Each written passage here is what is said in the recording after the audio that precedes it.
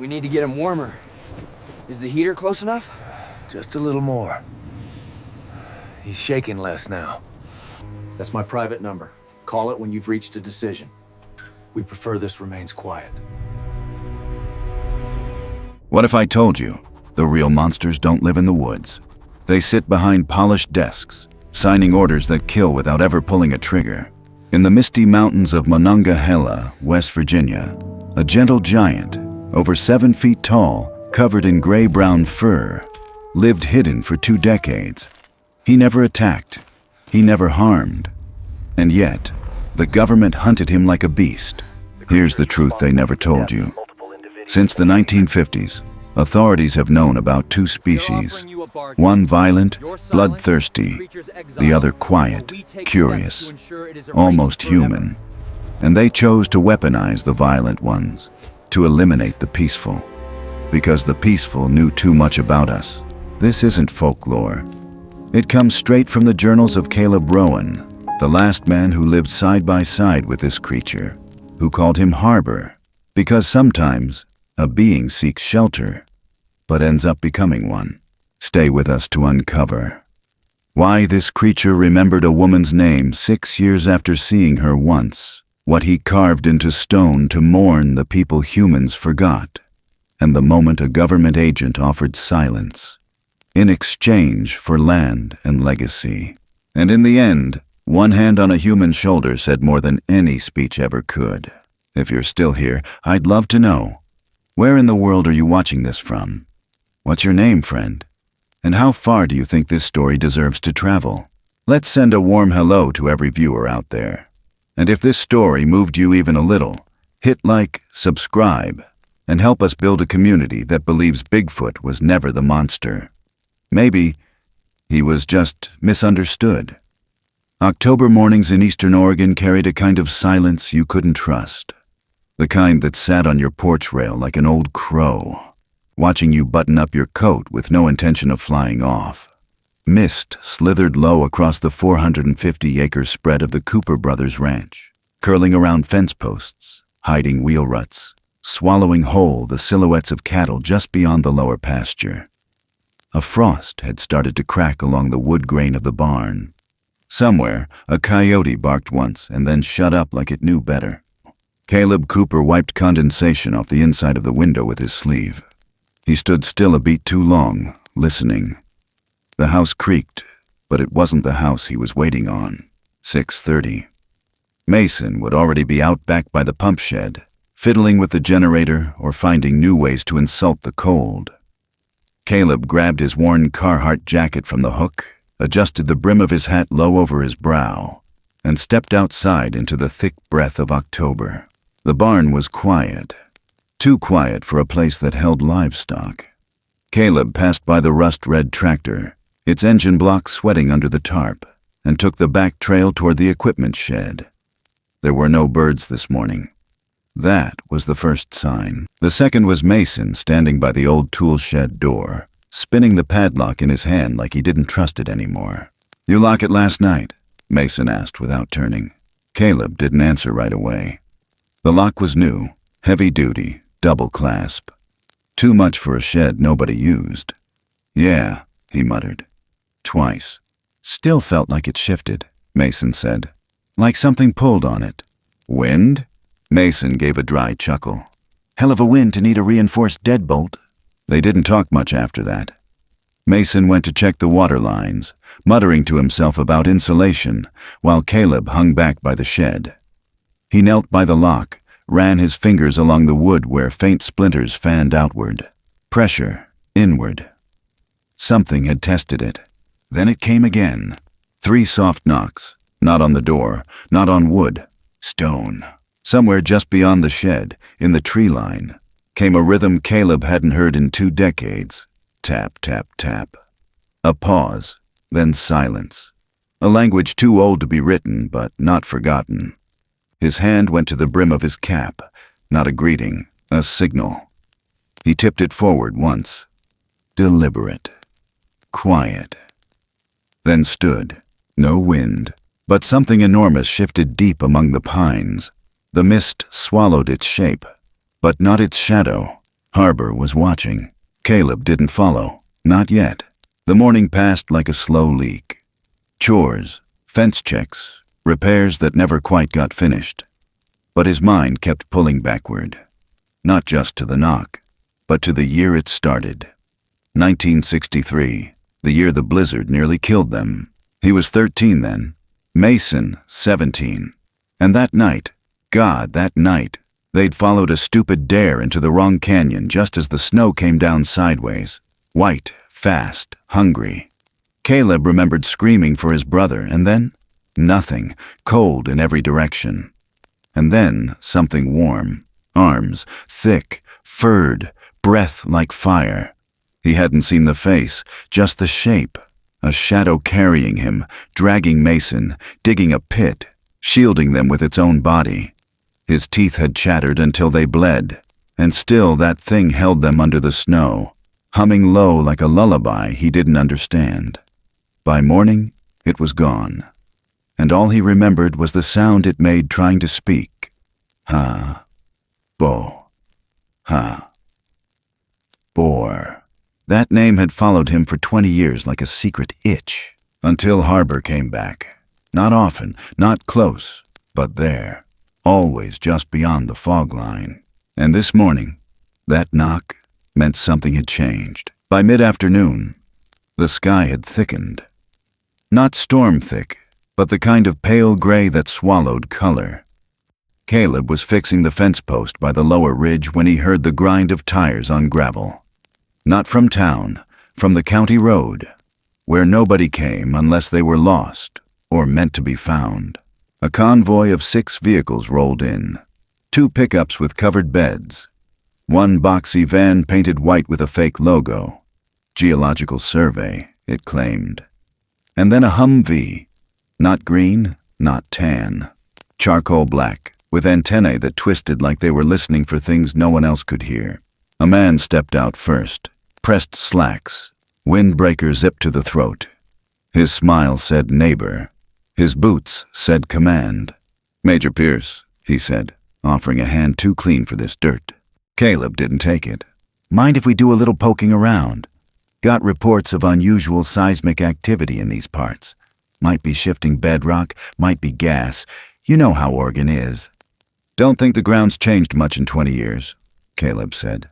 Well, that's the thing about geology. Pierce smiled wider. It doesn't ask permission. He handed over a clipboard. Official looking. Stamped and signed. But something about it felt hollow, like a costume too shiny. Caleb didn't argue. Didn't need to. Mason came up behind him, arms folded. They knew how to read soldiers who smiled too much. What they didn't know was why they brought so much firepower, and why the sensors looked like they weren't meant to read rocks at all. That night, Caleb didn't sleep. He sat on the porch long after the generators quieted and the mist thickened again. In the distance, beyond the ridge, faint lights blinked red and blue. Not police, not emergency. Tracking. He turned off the porch light. A small act, maybe meaningless, maybe not. Then he saw them. 2 eyes, low to the ground, wide, uncertain. The kind of eyes that held history and worry all at once. Harbor, closer than he dared come in months. Watching the house, not the woods. Caleb didn't move, not even to breathe. Just enough for the cold to settle in his collar. I'm sorry, he whispered into the dark. The eyes blinked once, then vanished. By dawn, the frost had crusted harder. Caleb walked the lower trail alone, flashlight flicking against the pale grass. He passed the broken fence line, the old creek. Then he saw it. Tire tracks, wide, deep. Too deep for any standard pickup, too wide for their truck, leading toward the western slope, toward the cave, toward the only place Harbor had left. Caleb crouched, touched the ground. The soil was still soft. They'd moved in the night, and he knew, with a tight ache behind his ribs, what came next. They're close, he said to no one. Then he stood. The forest was silent again, but not safe. The forest never felt louder than when it went completely still. Caleb had been walking the same trail behind the eastern ridge for over a decade, but this time, Every step felt watched. The damp crunch beneath his boots echoed too far. Even the breeze held its breath between branches. He wasn't following a trail. He was following Harbor, not with his eyes. Harbor was long gone from sight, but through signs only Caleb would have noticed. A broken leaf stem. A stone moved just off-center from where it used to sit. A glimmer of sun against moss where no sun should have reached.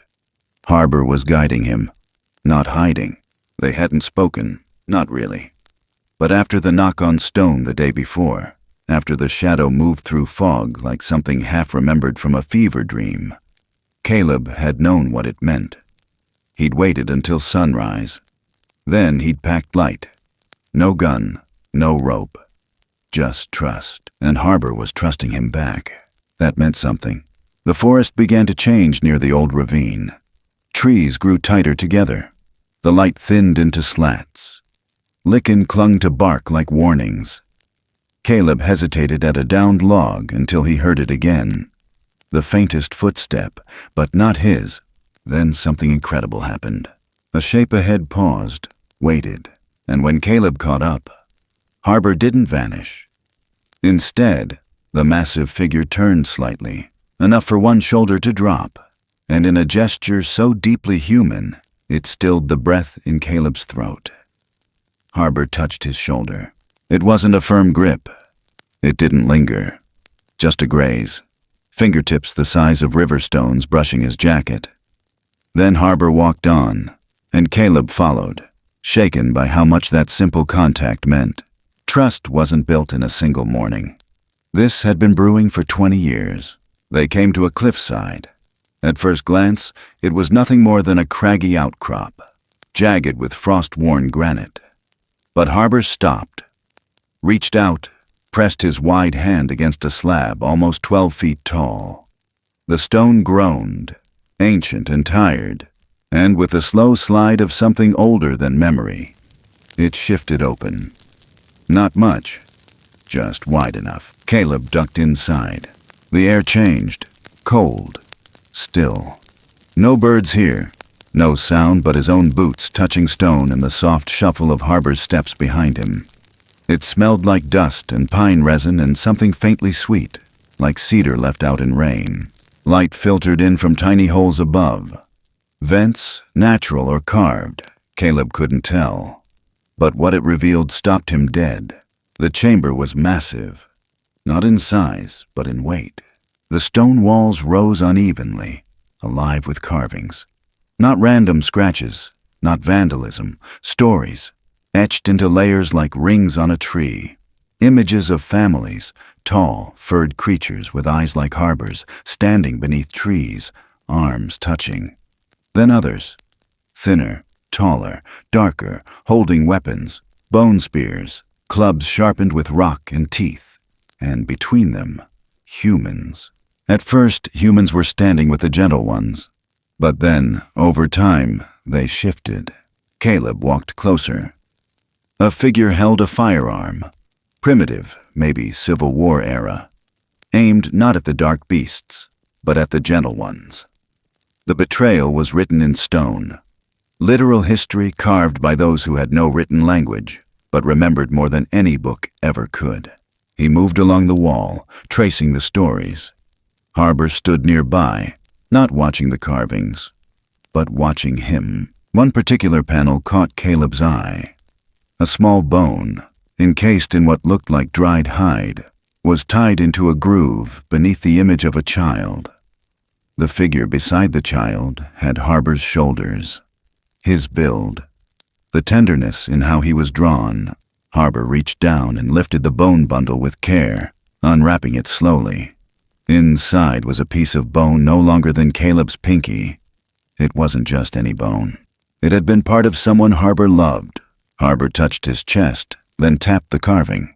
Then he held it out toward Caleb. There was no sound, but the meaning was clear. This is what I lost.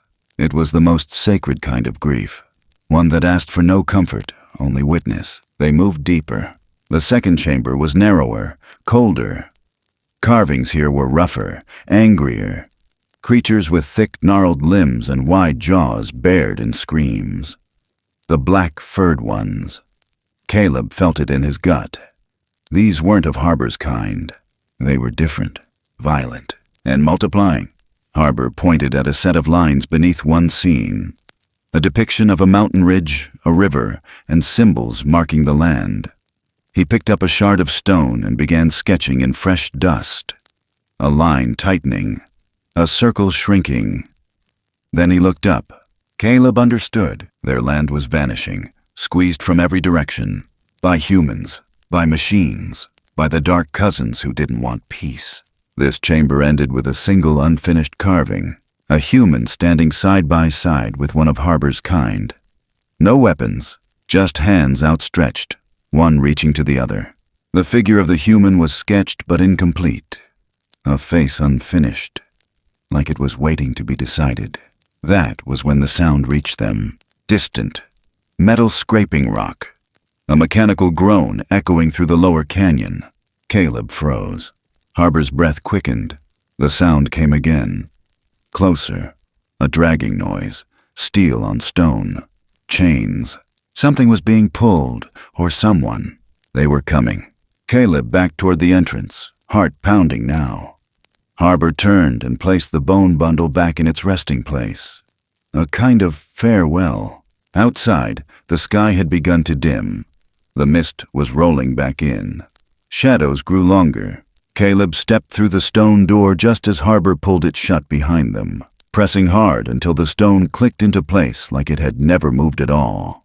But something had changed. The history Caleb had just witnessed, it wasn't just past. It was present, ongoing. And the forest wasn't just home to legends anymore. It was becoming a battlefield. As they descended the trail, the wind picked up. Not a howl, more like a warning. Somewhere far behind them, down in the canyon, the sound of a cage dragged through stone rang out one last time. Then silence. They weren't alone out here anymore. And Harbor wasn't the only one being hunted. Mason Cooper had a bad feeling even before the camera clicked. He'd slipped out just past 5, before the sun had cleared the ridgeline, while Caleb was still nursing his second cup of black coffee back at the house. Said he was going to check on the fence again. Same lie he always told when he needed time to think. But today felt different. The quiet was too thin, like someone had scraped the skin off the morning. He carried the old Polaroid from their high school trip to Crater Lake, the one with the cracked viewfinder and temperamental flash. But it still worked if you treated it with patience. Mason didn't trust digital. Never had. Especially not with what they were about to see. The trees east of the property had changed overnight. Not in the way a storm changes a place, but like someone had walked through and rearranged the air. A faint stink hovered low to the ground. Metallic, oily. Not from deer or elk or anything wild. He stepped lightly, boots pressing into frost-tipped moss. Polaroid slung around his neck like a secret. The further he went, the clearer it became. Something had been dragged through here. Deep furrows in the earth. As if whatever it was hadn't wanted to be moved. And then the trees opened. There, half sunk in the ravine near Dead Dog Hollow, was the cage. Steel. Reinforced. Bolted to a track transport platform. Scorch marks scarred the mud where they'd burned a clearing into the earth just wide enough to fit the rig. The bars were thick, at least 3 inches in diameter, and they'd already been bent. Inside, hunched in shadow, was the thing. 7 feet tall if it stood straight, maybe more. Its fur was darker than ash, damp with sweat or something else. The muscles rippled in slow, uneven waves, like a snake flexing beneath a blanket. But it was the face that froze Mason in place. The amber eyes, piercing, yellowed but focused, not wild in the way people say animals are. This was something colder, calculating. It had claws, not nails, not even hands really, just tools for ripping, attached to wrists too thick to break. The creature sat silent, until it smelled him. Mason took 1 step closer, just one, and the thing jerked forward so fast, the chain snapped taut with a metallic scream that shot up his spine. The whole cage rocked. Mud splattered the clearing. And then, silence. The creature's chest heaved. Its mouth opened, not wide, not in a roar, but in a long, low inhale. Then one of the men returned. He wasn't in uniform. None of them were. But Mason knew a soldier when he saw one. Square jaw, tactical vest under a nondescript flannel, and in his gloved hand, a small cloth bundle. He stepped up to the cage, careful, practiced. Then, without speaking, he tossed the cloth between the bars. The beast didn't attack. It sniffed. A change passed through it, subtle, terrifying. The eyes narrowed. The breath caught. Then its body twisted. Muscles tensed like cables. The head jerked upward. It had smelled something familiar. Its own kind. And whatever scent clung to that cloth, fur, sweat, something deeper, it sent the creature into a frenzy. It began smashing itself against the cage, howling low and guttural. The kind of sound that made Mason instinctively grip the handle of the Polaroid, though it wouldn't save him. The soldier backed off, calm, as if this had happened before, and that's when Mason understood. They weren't just hunting harbor. They were using this one to do it. Back at the ranch, Caleb sat on the porch with the quiet kind of tension that doesn't show in your hands but settles behind your eyes. The coffee had gone cold. His foot tapped once every few seconds, not in impatience but in rhythm. 3 slow beats, a habit from his childhood when silence made him nervous. Then the Humvee returned. Dust kicked up from the dry road as it pulled through the front gate. Caleb stood. He didn't go inside, didn't call Mason, just waited as the engine shut off and the door opened. Major Pierce stepped out, same windbreaker, same smile. He approached slowly, like a man visiting a neighbor about a fence line. But his eyes were already measuring every window, every shadow. "Morning," he said, smoothing a fold in his jacket. "Thought I'd stop by." Caleb didn't answer. "Just making sure we're not getting in your way," Pierce continued, motioning casually toward the woods. "You know, with the geological work. Terrain's been unpredictable lately." "Funny," Caleb muttered. "Ground feels the same under my boots as it always has." Pierce smiled wider. Then he reached into his jacket and pulled out a small white business card. Clean, embossed. It didn't say U.S. government, just a seal. Unfamiliar, just in case you remember anything. "Helpful," he said, placing the card on the porch railing. Then, as if it were nothing, he added, "You know, obstructing a federal survey's a pretty serious charge. Might even fall under national security statutes, depending on what's found." Caleb didn't blink. "I got nothing to obstruct." The major's eyes narrowed. Not angry, just precise. Then he nodded once and walked back to his vehicle. When the Humvee disappeared over the ridge, Caleb looked down at the card. Then he tore it in half. Mason returned just before dusk, boots muddy to the knees, breath shallow. He didn't say anything at first, just handed over the Polaroid. It was slightly out of focus.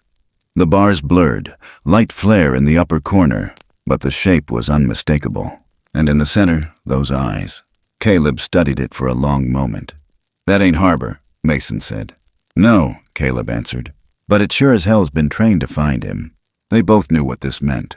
They'd brought a monster to hunt something better than it, and the thing that had once protected them in silence for 2 decades was being tracked by its own blood. Not for science, not for study, for destruction. Caleb set the photo down. His hand trembled, not from fear, but from something older. Guilt, like they'd let something follow them home from the blizzard all those years ago. And now it had finally decided to collect. Night settled over the ranch with a heaviness that didn't belong to the season. Somewhere out past the East Ridge, dogs began barking, then stopped just as fast. The kind of silence that didn't come from peace, but from submission. Caleb didn't turn the porch light on, and Mason didn't unpack his gear. Out in the dark, behind steel bars, something with yellow eyes was breathing in the scent of its kin, and tomorrow it would begin the hunt. But they weren't ready to give up the forest just yet. The payphone hadn't rung in years, not since they took down the gas station on Main and replaced it with a shell that had no soul and even less charm. But there it was again, standing crooked in front of the old feed store in Klamath Falls. Glass cracked, paint peeling, a sticker half torn from the metal that read, "Need a ride? Too damn bad." The line still worked, and it was ringing. Lila Morgan stood alone on the sidewalk in the dark, breath rising like steam in the October air, unsure why she was here or what she expected to hear when she picked up. The town was quiet, except for the hum of one flickering neon "open" sign in the liquor store window across the street. She stared at the phone. Then she answered it. Caleb's voice didn't even say hello. I wouldn't be calling unless it was him. Her chest tightened.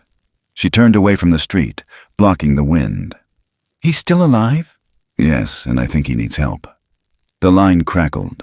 She closed her eyes and listened like she used to, years ago, when she thought silence was the same thing as peace. I'll come. The road back to the woods was the same, winding, stubborn, flanked with tired firs and old memories she had boxed up like unfinished letters.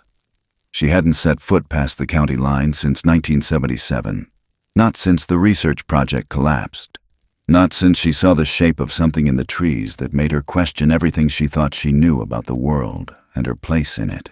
She arrived after dusk. No streetlights, just a half moon above the ridge and the crunch of gravel beneath her tires.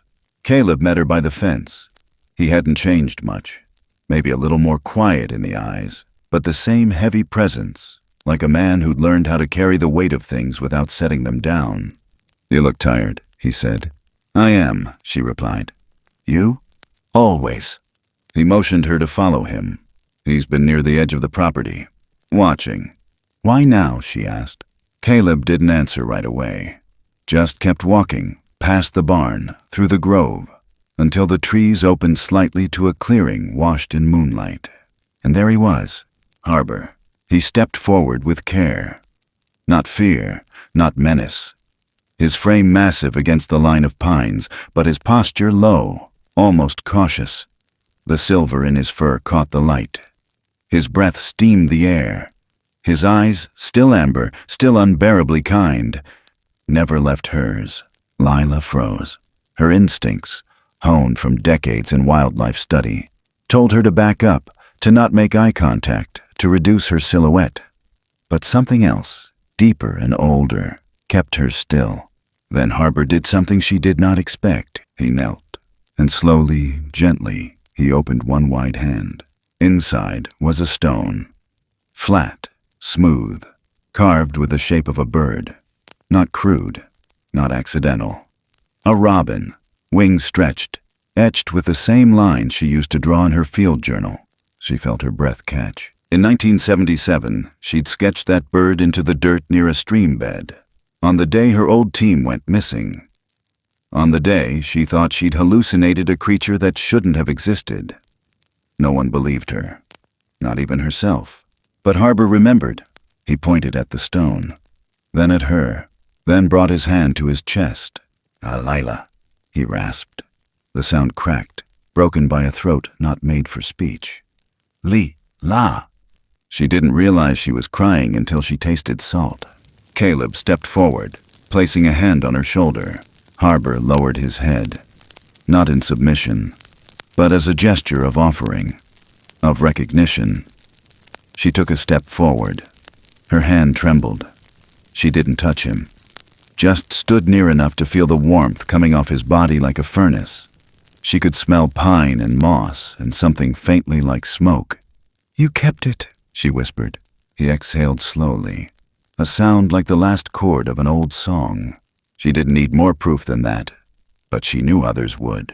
The next morning, they began documenting everything. She took samples of the fur left snagged on the fence line, photographed footprints the size of her forearm, placed a sample of granite from the cave into a sterile bag.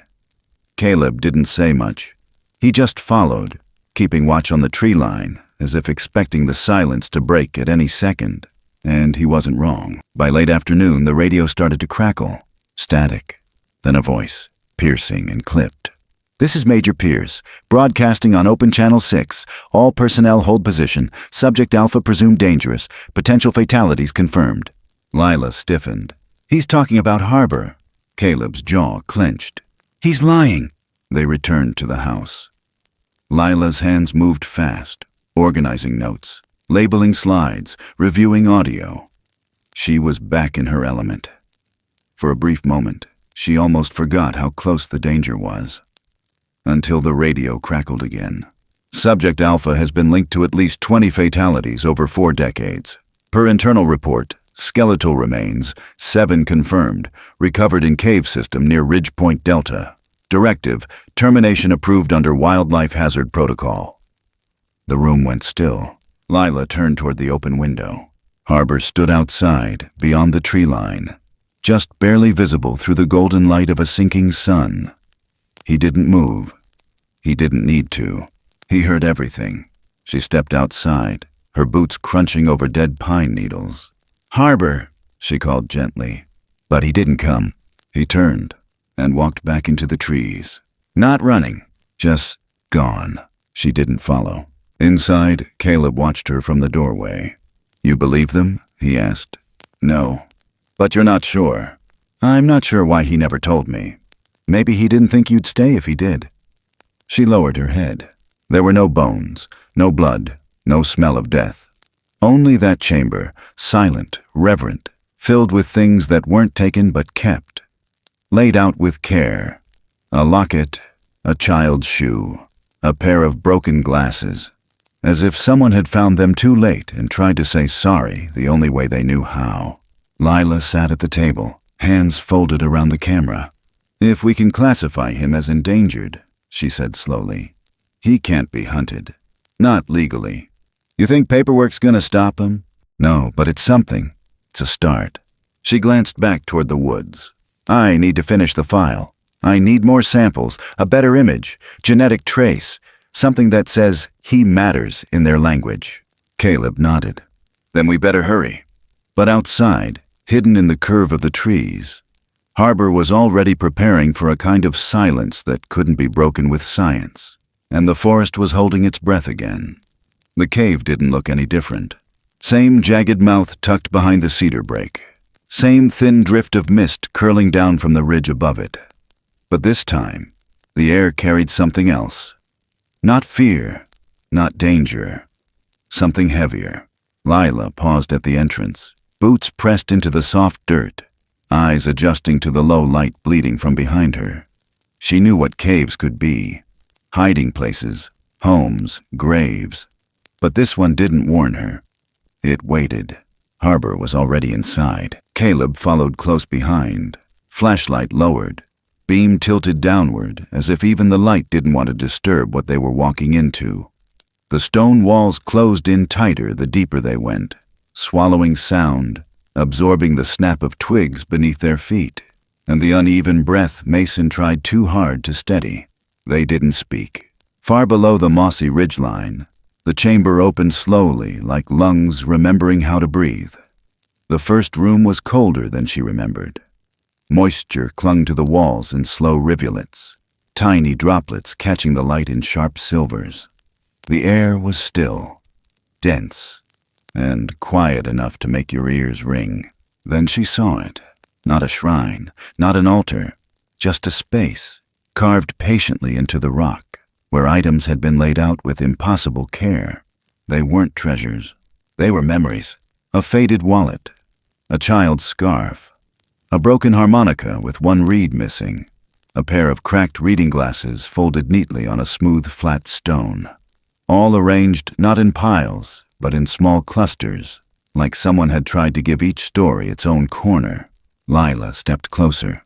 "These belong to the missing?" she whispered. Caleb nodded once. "I think so." She crouched low, careful not to touch anything. The harmonica had initials etched into the side. J.H. She didn't recognize them, but the object felt familiar, like something passed from hand to hand in a time when things weren't so easily thrown away. "It's not a trophy room," she said. "None of these are placed like that." Mason shifted behind her, arms crossed tightly. "Still doesn't explain why they're here at all." "He collected them," Caleb said. "But not like a hunter, like a caretaker." Lila rose slowly. eyes scanning further along the wall. Then she saw them. Near the far end of the chamber, the tone shifted. The floor sloped down slightly into a darker alcove where the ceiling narrowed and sound thinned to a hush. There, on the stone ledge, was a small grouping set apart from the rest. Tiny items. A plastic barrette, faded pink with one side cracked. A child's mitten. A laminated photo of a little boy in a blue snowsuit, water-warped but still visible. Lila felt her hand curl over her chest. Harbor stood just behind her, unmoving, watching. She turned toward him, voice soft. Were they children? His head bowed slowly. Mason stepped forward, his face hardening. You're telling me these kids just wandered in here and died? No, Lila said quickly. No, look around. There's no bones, no smell of death, no sign of decomposition. So what then? His voice cracked. You think he just found their stuff and brought it here like a damn lost and found? She looked up at him. I think he couldn't save them. And this is the only way he knew to honor them. Mason let out a bitter breath, backing away a few steps. Doesn't make it better. No, Caleb said quietly. But it makes it different. They all stood there for a while. Lila watched as Harbor moved to one of the walls and knelt. He pulled something from a small pouch tucked beneath his shoulder, a stone carving tool, old and worn from use, and began carefully adding a mark to the wall. One single notch, then another. She realized they weren't random. They were names, not letters like humans wrote, not phonetics, but meanings. One mark for a life, another for its end, a third for remembrance, a memorial. He carved slowly, rhythmically, a soft sound of stone scraping stone echoing like breath in the dark. When he finished, he placed the tool down beside the others and began to hum, low, deep. It wasn't a song. It was older than that. A sound like wind through hollow wood, like grief held in the chest too long. It filled the space without force, just presence. And for a moment, none of them spoke. Lila felt something loosen in her throat. This isn't the place he kills, she said softly. It's the place he mourns. Caleb sat on the edge of the stone, hat in his hands. Every one of those deaths out there, what if he didn't cause them? What if he just found the remains? They'd never believe that, Mason muttered. They wouldn't have to, Lila said. We'd have to prove it. Mason's eyes narrowed. How? We need dates, records, match the missing persons reports to the timeline. If we can find patterns, natural causes, accidents, other predators, we can prove Harbor wasn't responsible. And if we can't? Mason asked. Lila hesitated. Then we tell the truth anyway. Harbor stepped back from the wall. He looked at her, eyes heavy with something more than sadness. It was shame. The shame of not stopping something when you had the strength, but not the understanding. The shame of being too late, too big, too different to be trusted with a cry for help. Caleb spoke into the silence. He tried. That's what matters. No, Mason said. What matters is that nobody else understands that but us. The weight of it all pressed down then. The risk, the cameras, the soldiers. The other one. The black-furred shadow in chains that had smelled Harbor's kind and gone mad with blood in its eyes. This place, these walls, the stories etched into them, they wouldn't be protected by laws or empathy. Not now. They turned to leave. But before they stepped back into the light, Mason asked the one question they'd all been circling. If you didn't kill them, he said quietly, why didn't you save them? Harbor didn't flinch. He lowered his head, closed his eyes, and said nothing, because there was no answer for that. Only the silence of stone, and a graveyard with no bones. The storm didn't come with lightning. It came with orders. At 0200 hours, the forest line flared to life. Infrared beacons igniting through the pines like blinking red eyes. Camouflage tarps yanked away from satellite rigs and mobile command trailers. Generators humming deep and low beneath camouflage netting. Men moved in silence, disciplined, armed. Not local boys, not surveyors. These were deployment ready, boots mud-worn and creased. Eyes that didn't look at trees as nature but as terrain. They were no longer pretending this was geology. From a ridge above the eastern slope, Caleb and Mason watched with binoculars, breath fogging the lenses. The wind had died. Even the birds were gone. "They're about to let it out," Mason said, voice hard. "I can feel it." Caleb didn't answer. He didn't need to. The chain-rattling scream from the tree line below set it for both of them. Something was awake. Lila crouched behind them, scribbling coordinates into her notebook, her jacket zipped high, her fingers trembling. Not from cold, but from the sound. It wasn't a roar. It was deeper than that. Not built to frighten, built to call, built to say, "I'm here. Where are you?" Nightclaws had been caged too long. 2 soldiers unlatched the final restraints on the transport rig. The cage doors opened slow, groaning. Not from rust, but resistance. The beast stepped forward on all 4s, not hunched, not limping, just coiled like a loaded spring. Its fur was jet black and dripping from the heat of its body, even in the cold air. Its eyes were golden, furious, locked on scent. Harbor's scent. It bolted, straight into the trees, tearing bark with each bound. 2 spotters ran after it with tranquilizer rifles, but they weren't trying to catch it. They were tracking its target. Down below, in the stone-chambered belly of the forest, Harbor heard it too. The hum, the cry, the wrongness. He stood up from the carved wall, his massive body tense with recognition. He had known this would happen. Had known from the day they dragged steel through the soil and planted their fake towers in the clearing. He wasn't just being hunted. He was being replaced. Harbor moved quickly through the tunnel, grabbing nothing. Not his carvings, not his tools. Some things weren't meant to be carried. Some places were already graves before anyone died in them. By the time he reached the upper mouth of the cave, the wind had shifted. He could smell the other one. Close. Rushing. And with him, the boy. The soldier. Young. Barely more than 20. Separated from the unit during the night chase, breathing heavy, boots slipping on wet rock, radio silent. He didn't belong out here. He never did. The sound came fast, from the left. Then claws hit earth. The boy turned too slow. Night claws emerged from the brush with a violence that cracked the stillness in 2. Claws raised, jaws parted in silent rage. No words, no hesitation, just instinct. The boy slipped on a root. He didn't scream. But Harbor moved. He slammed into Nightclaws with a force that sounded like thunder ripping down a tree. The impact launched both creatures off the trail, down into a shallow gully where stones cracked and leaves exploded upward. Harbor hit the ground hard but rose fast, faster than anyone that size should be able to. Nightclaws roared, a brutal wet sound like gravel scraped across bone, and lunged again. They clashed, not like animals, like soldiers. Each move calculated, each blow placed with centuries of memory behind it. Teeth clashed, claws raked, fur flew. The boy crawled back, frozen, watching 2 myths bleed into the dirt just feet away. Then the gunfire started. Pierce had arrived. From the western ridge, spotlights cut through the trees like knives. Muzzle flashes strobed across the clearing. Orders barked through radios. Harbor staggered back as tranquilizer darts slammed into his shoulder, then his thigh. Nightclaws shrieked, more at the light than the pain, and vanished into the fog.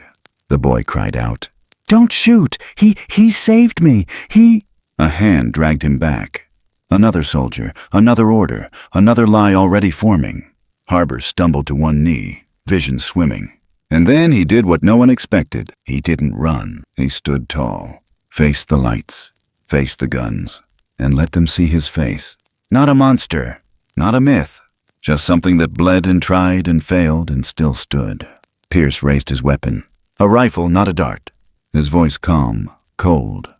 Target is hostile. Lila heard it through the comms link she'd stolen earlier. She screamed through the static. "He's not attacking! He saved your man! He saved him!" But the shot had already fired. The bullet struck the ground beside Harbor, a warning. Or maybe it wasn't meant to miss. Caleb reached Lila's side, grabbing the radio from her hands. "If you kill him now, there's no going back," he said. Pierce didn't answer.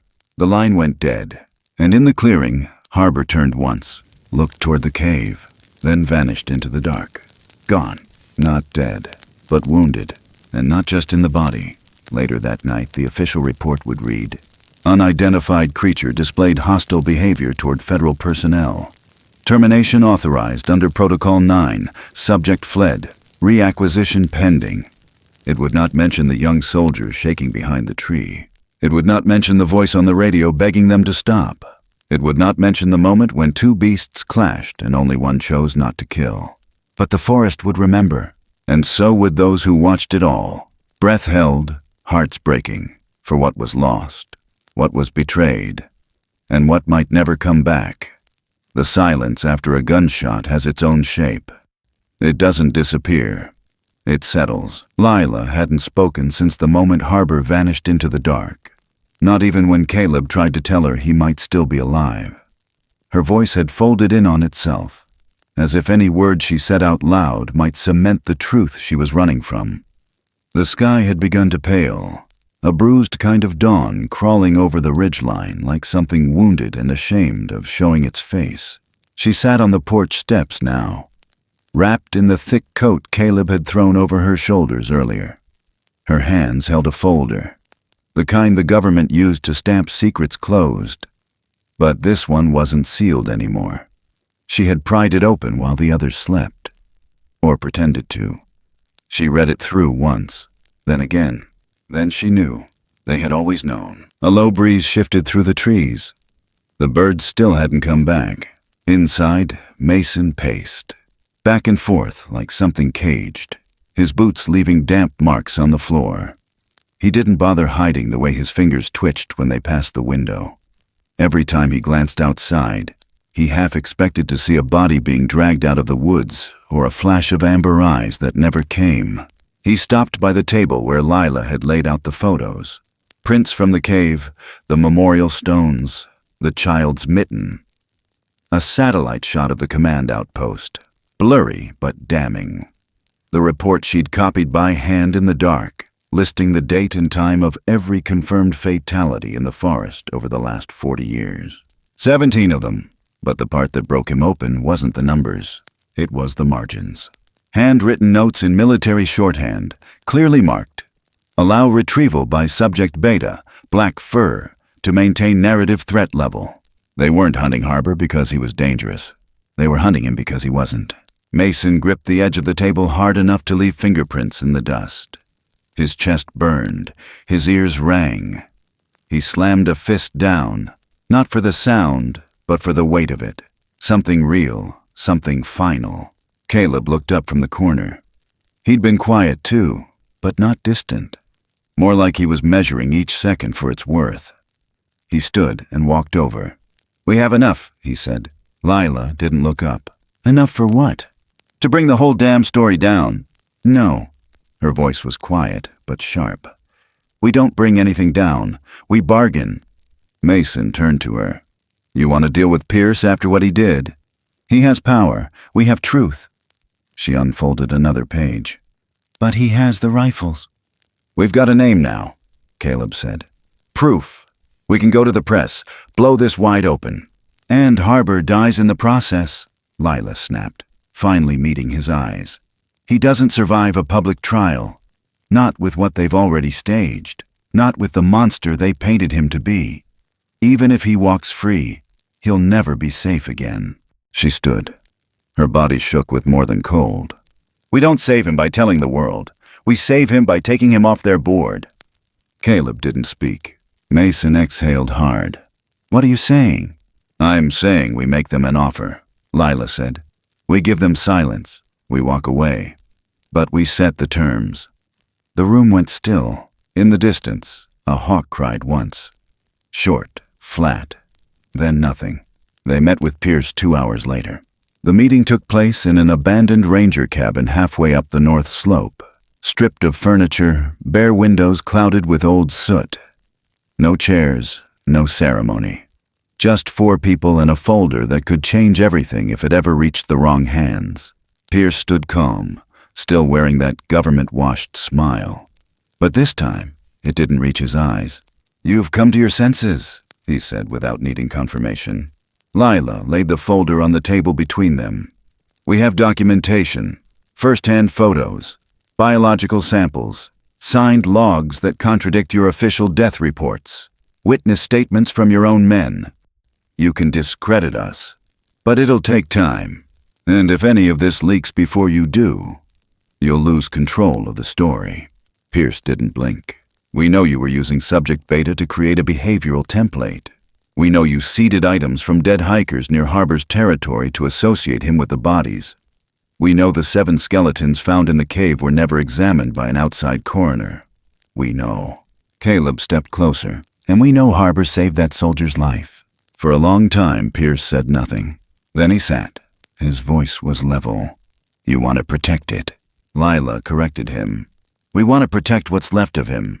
Pierce glanced through the folder. He didn't flinch.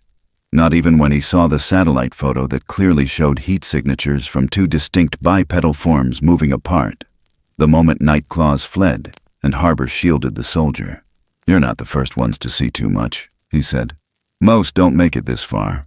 "But we did," Mason said. Pierce leaned back. "What's your price?" The words landed hard. Lila's throat tightened. Mason looked away. Caleb answered for all of them. "You leave. You pull out every rig, every man, every wiretap and drone. You wipe the records, and you don't come back." Pierce gave a slow nod. "And in return?" "We don't publish this," Lila said. "We sign whatever silence you need. We don't speak of it again. You get your blank slate. But Harbor walks away, free, alive." Pierce folded the folder closed. "And the land?" Caleb hesitated, then said the line he'd been dreading. "You'll get the deed." The silence after that wasn't quiet. It screamed. Lila closed her eyes. Pierce rose. "Done!" He walked out without a word, taking the folder with him. By sunset, the outpost was gone. No more spotlights, no hum of machines, no guards in the trees. Just the forest, slow and still and stunned. Back at the cabin, the 3 of them sat around the fire, saying nothing. Each knew what the others were thinking. That they'd sold the land, sold the truth, sold the only thing that had ever made them believe again. But sometimes silence is the only way to save something, even if it costs everything else. Caleb stared into the flames. Mason's hands were clenched in his lap. Lila looked out the window, eyes searching the dark tree line for something she couldn't name. Then she whispered it out loud. "We just bought him his future." No one disagreed, but none of them smiled. The frost had come early that morning. Not hard, but thin. The kind that laced the grass silver and made every breath look heavier than it felt. Caleb stood on the ridge just as the sun broke through the last veil of mist, watching the mountain roll open in silence. He didn't move, didn't speak. His shoulders were still, but everything inside him felt like wind against glass, brittle, rattling, unsure how to stay whole. Below, the clearing lay quiet. The trees stretched long and thin across the snow-salted meadow, and across from him, at the edge where rock met forest, stood Harbor. No spotlight, no threat, no soldiers, no sound. Just the shape of something that had never really belonged to the wild or the world of men, but had survived both. Harbor stepped forward. He held something in his hand. Caleb met him halfway, boots crunching softly over the frost, the cold biting into his knees. They didn't need words. They never had.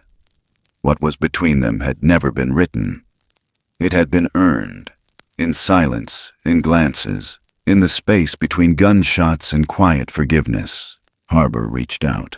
The carving was small, a totem, smoothed from the same type of river stone they'd found near the old cave years ago, carved with precision and tenderness, as if each groove was a memory being held in place. One figure was human, broad-shouldered, hat-shaped head. The other was taller, furred, but not monstrous. Both stood side by side, not touching but aligned, Equal. Caleb looked at it, his throat tight.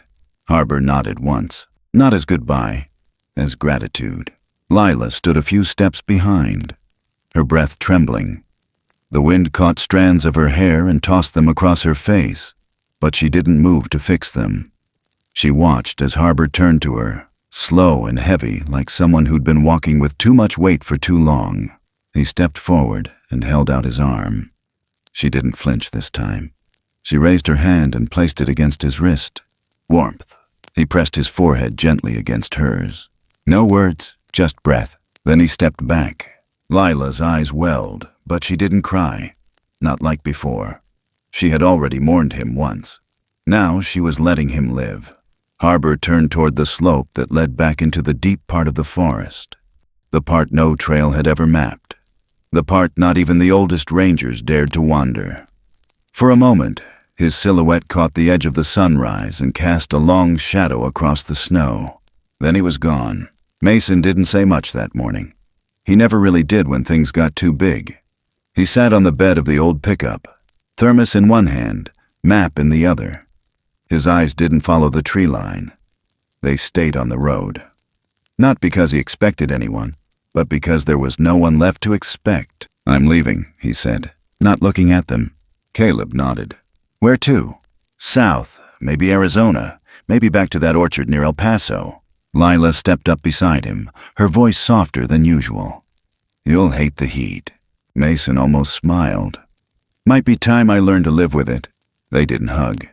They weren't that kind of people. But Lila placed a hand on his arm before he climbed in the cab. And that was enough. The engine rattled to life. Mason pulled out slow, tires crunching over gravel. And when he turned the bend and disappeared, it felt like a part of the story folded closed behind him. Lila didn't leave right away. She stayed for 3 more days, spent the mornings organizing the files they didn't burn, spent the nights walking the perimeter of the old ridge trail, just to feel the air. The last evening she sat with Caleb on the porch, neither of them saying much until the sky turned the color of ashes. "I'm going to Alaska," she said. He raised an eyebrow. "Chasing another one?" "No." She hesitated. But if something like him made it here, maybe something else made it up there. He nodded. "You'll write?" "I'll try." She rose, walked down the steps, and then stopped. She turned, pulled something from her coat pocket. A postcard. Simple, white edges, a photograph of a snowy field. "I'm sending this now, so when it shows up, you'll remember today." Caleb took it, didn't read it yet. He wouldn't until after she was gone.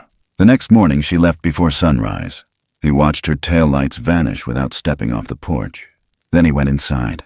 He cleared the room where Harbor had once slept that one night, long ago, when the snow had come early and the fire had burned hot, and no one knew how long the peace would last. He set the totem on the shelf where the light could reach it, just enough for the shadow it cast to fall across the floor like 2 figures standing side by side.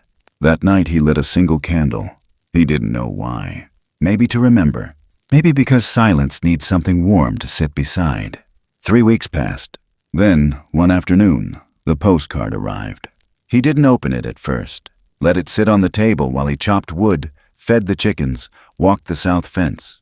Then finally he picked it up. The front was blank, no message, just that same snowy field. But on the back, in Lila's handwriting, just 5 words. "I saw tracks in snow." No punctuation, no signature. But he understood. He stepped outside, holding the card. The sun was low, the light amber, softening the edges of everything. He looked out toward the tree line, the same line Harbor had disappeared in 2 weeks ago. And for the first time in days, he smiled. Not wide, not long, but real. Because somewhere out there, something gentle was still alive. And someone else believed it too. Later that night, after the fire had died down and the windows had gone black, the moonlight slipped through the cracks in the shutters and fell across the far wall. The carving sat quietly on the shelf, and the candlelight cast its shadow long. 2 figures, 1 man, 1 not, but standing the same, equal, still, and the wind outside whispered like it had something kind to say. Caleb closed his eyes and listened. Sometimes the quietest stories are the ones that stay with us the longest. They don't need to shout. They don't even need to end in triumph. What matters is the way they echo, softly, steadily, long after the last word is spoken. This wasn't a story about monsters. Not really. It was about the invisible lines we draw between what we understand and what we fear. About the way we sometimes mistake silence for danger or difference for threat. And about what it means to hold on to compassion, even when the world teaches us to let go. In the end, the real divide isn't between species or sides or the stories we're told to believe. It's between those who act out of fear and those who choose to protect what they don't fully understand. This was a story about what we do when no one is watching, about how truth isn't always loud or easy. Sometimes it looks like choosing not to speak, just to save something fragile.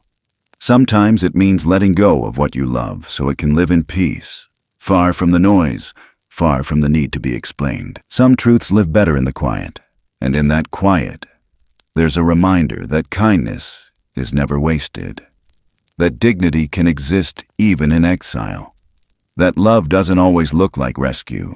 Sometimes it looks like stepping back and letting something go home. Maybe, at the end of it all, the measure of who we are isn't found in the stories we tell, but in the spaces we protect, the lives we choose not to expose, the voices we refuse to silence, and the gentle things we believe in even when no one else can see them. Thank you for walking through this journey with us. We know stories like these stir deep questions about truth, about loyalty, about what we're willing to stand for when the world is watching, and when it's not. If this story moved you, even just a little, we'd love to hear from you.